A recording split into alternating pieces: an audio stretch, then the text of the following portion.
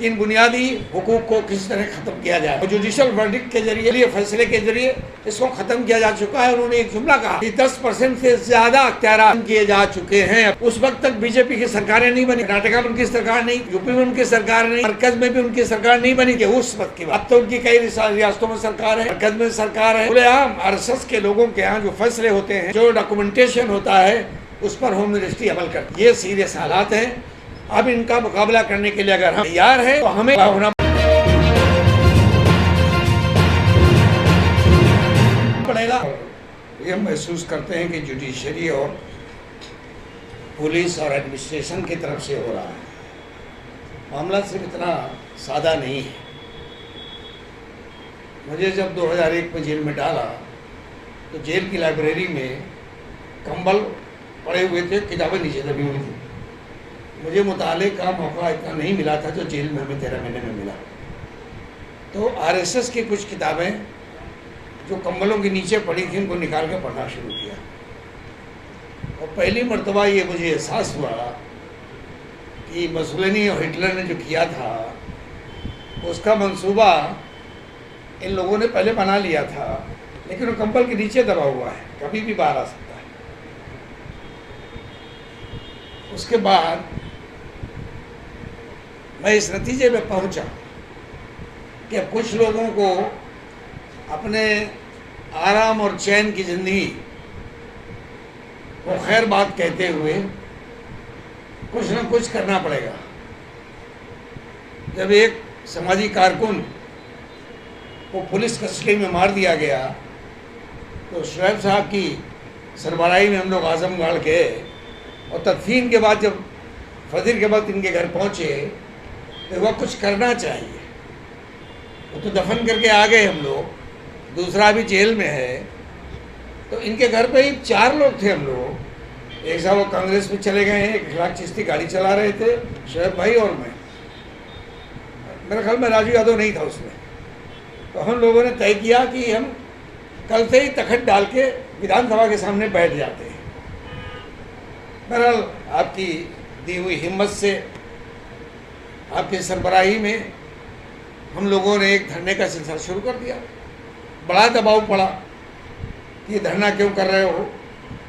रिहाई मंच बन गया, नॉन पॉलिटिकल ऑर्गेनाइजेशन, उसके हमारे सदर यहाँ बैठे हुए हैं।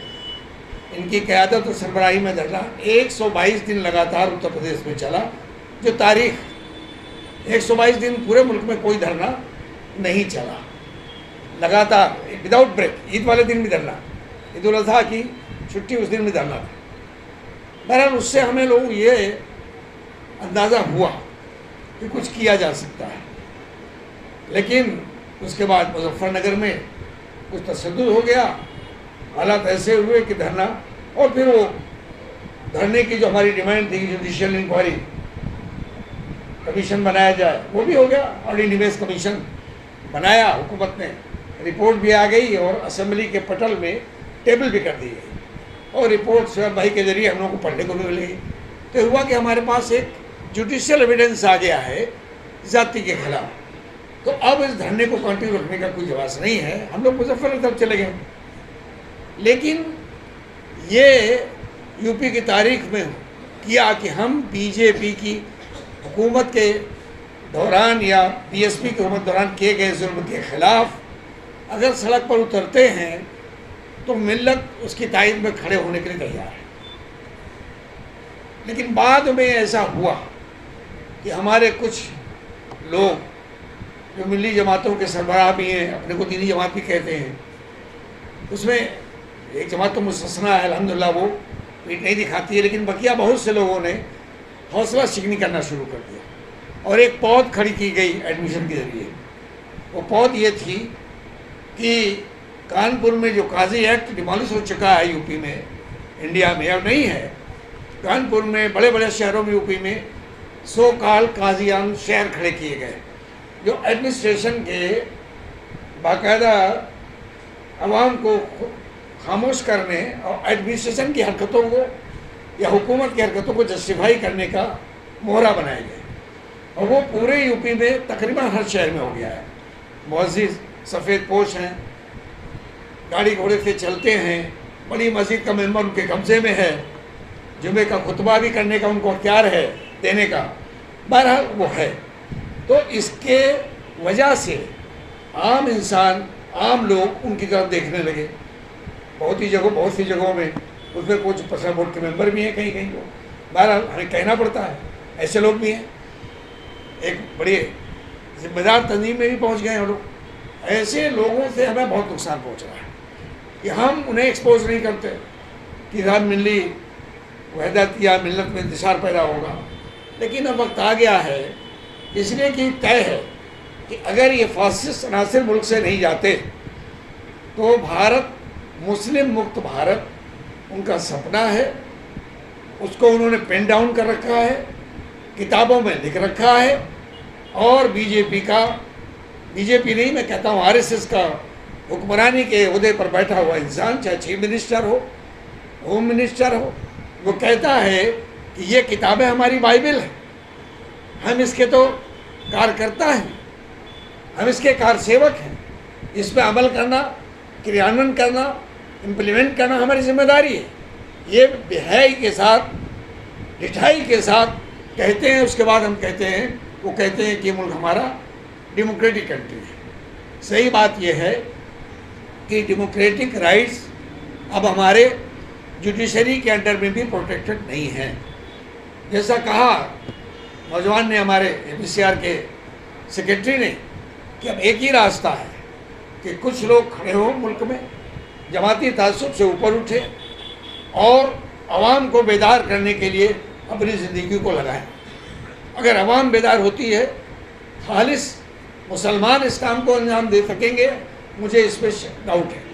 इसमें बहुत से और लोग नॉन मुस्लिम हैं, पूरे गांव का जिक्र आया और बहुत सी ऐसी जगह पड़ी हैं, हाथरस का जिक्र भी आया, उस बहन का नॉन मुस्लिम, और बहुत से वाक़यात पूरे मुल्क में ऐसे मामला हैं।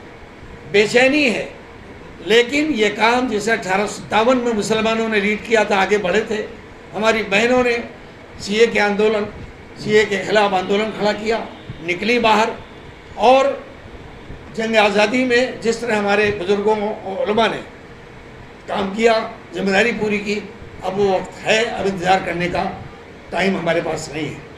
मैं समझता हूँ कि जो लोग इस मुल्क में ये चाहते हैं क्योंकि नस्लें अपने ईमान और कॉन्स्टिट्यूशनल गारंटी जो उनके साथ, उसके तहत वो ज़िंदगी गुजार सके। कॉन्स्टिट्यूशन का जो भी बचा खुचा हिस्सा है, बहुत कुछ तो एरेडिकेट हो गया है, एडमिनिस्ट्रेटिव ऑर्डर से, जुडिशियल वर्डिक्ट से बहुत कुछ तो छिन चुका है, और फंडामेंटल राइट भी subject to law and order, subject to sanction and decree by the court, higher court, apex court हो गया है।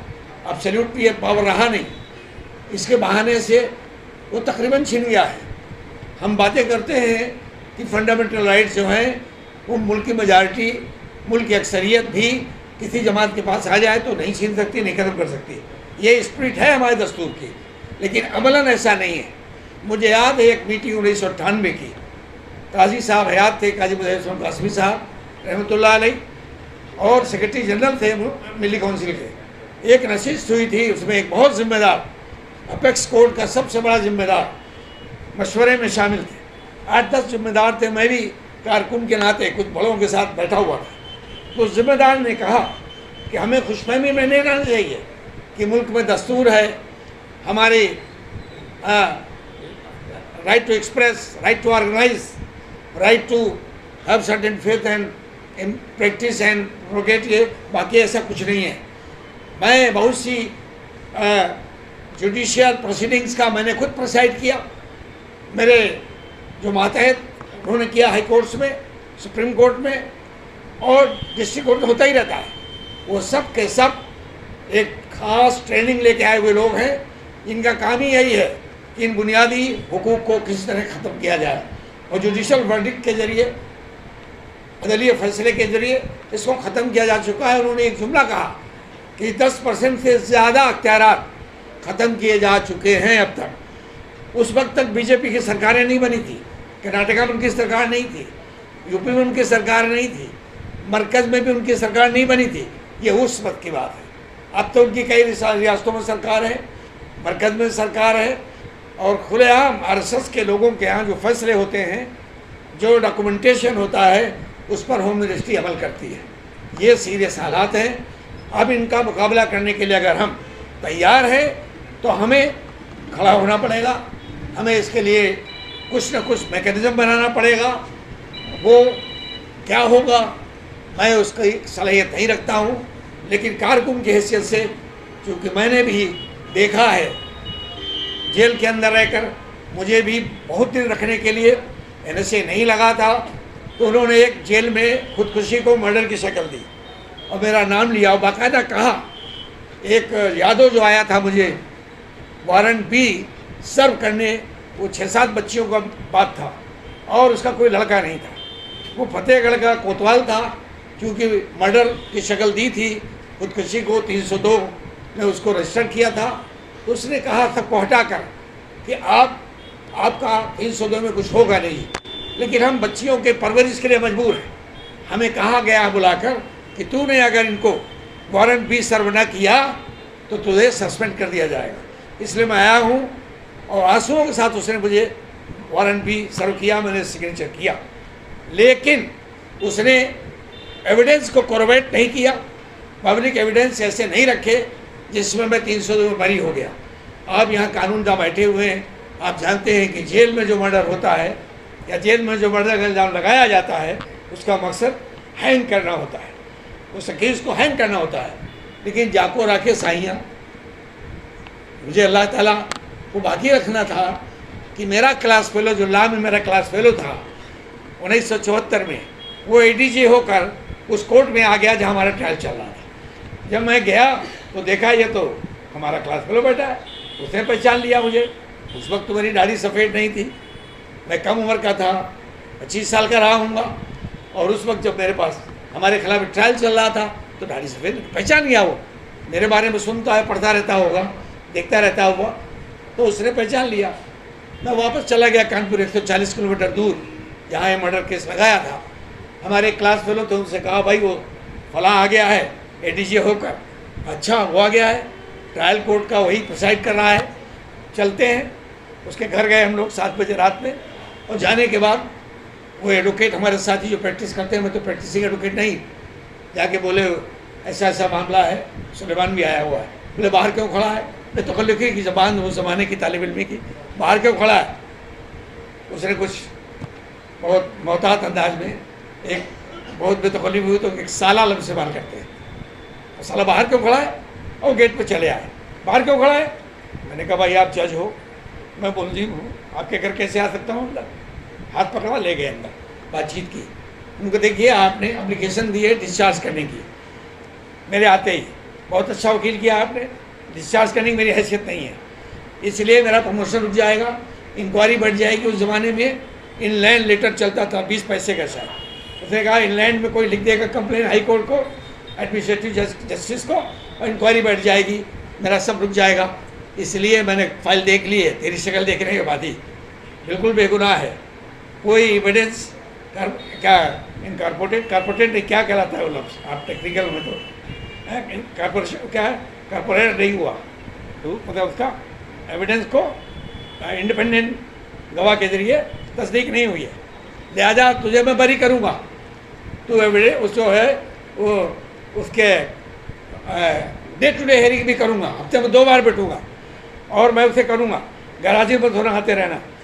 उसके बाद मुझे उसे बरी कर दिया, लेकिन हिम्मत दिखानी पड़ेगी। मेरे ऊपर से लगा जब तो 7 फाइलें आती दस्तखत करने के लिए, मैं मजाक उड़ाता रहा, उलमा की सोबत में रहा हूँ। एक आलिम दीन जो कानपुर के ज़िम्मेदार थे, दुनिया में नहीं रहे बुजुर्ग, वो हज पे थे, जब मैं गिरफ्तार हुआ लौट के आए, जेल पे आए, तो उन्होंने मुबारकबाद दी और कहा सुलेमान तुम बहुत खुशनसीब इंसान हो। हमने कहा इसलिए कि मैं जेल में हूँ? उनका नहीं, उन्होंने हदीस का मफ़हूम बताया मुझे हदीस अरबी पता याद नहीं। उन्होंने कहा सुलेमान जो लोग बेगुनाही के बावजूद असीरी में रहते हैं, उनके गुनाह इस तरह झड़ते हैं जैसे पतझड़ के मौसम में पके हुए पत्ते झड़ते हैं और नई कुंबलें निकलती है। अब साहब तो मेरा ईमान ताज़ा हो गया। ये तो हमारे लिए तमाम रियाज, तमाम इबादत, तौबा इस्तग़फ़ार के बग़ैर हमारा जब काम बन रहा है तो जितना अल्लाह ताला वक्त जेल में गुजारते वो तो हमारे लिए इनाम होगा। तो जब मेरे ऊपर रस्से लगाने की फाइल आई तो मैं मुस्कराता हुआ, मजाक उड़ाता हुआ साइन करा रहा। एक बहुत सीनियर सुप्रीडेंट पुलिस था, जेल था। वो बोला भाई मैं एक सवाल करता हूँ आपसे, बोलो। बोले मेरी सर्विस 35 साल की है, रिटायरमेंट के at the verge of retirement हूँ मैं। जब रस्से लगता है तो दिसंबर और जनवरी के महीने में पसीने आ जाते हैं लोगों को माथे पे, और तुम तो पूरे सिस्टम को मजाक उड़ा रहे थे और इस तरह साइन कर रहे थे जैसे तुम्हारे प्रमोशन का साइन हो रहा हो, तुम्हें कोई अवार्ड मिलने जा रहा हो। तो मैंने कहा अभी सिंह साहब तुम इसे समझोगे नहीं, कहो तो मैं बता दूँ, लेकिन समझोगे नहीं। बोले नहीं भाई बता दो, मेरे इल्म में इजाफा हो जाएगा। तो मैंने ये हदीस का मफहूम उससे बताया। उसने कहा ये मुसलमानों में आम हो जाए और ये बात सही है, जाहिर है आपके नबी ने बात कही तो सही होगी, तो पूरे मुल्क के लिए मुसीबत आ जाएगी। तो भाइयों हमारे ख्याल में ये मौका है कि हमें जहन साजी करनी चाहिए और ये डरना नहीं चाहिए कि जेल में जाएंगे तो कुछ हो जाएगा। दूसरी बात, जब सीए के आंदोलन में कानपुर में मोहम्मद अली पार्क में चल रहा था, जानते थे ये कर रहा है, मुकदमा मेरे ऊपर है। 30 जून की तारीख थी, अब दोबारा तारीख पड़ेगी, 12 तारीखें पढ़ लेंगे। कई मुकदमे 7 मुकदमे हैं अभी तक, और एविडेंस क्लोज नहीं करता अदालत।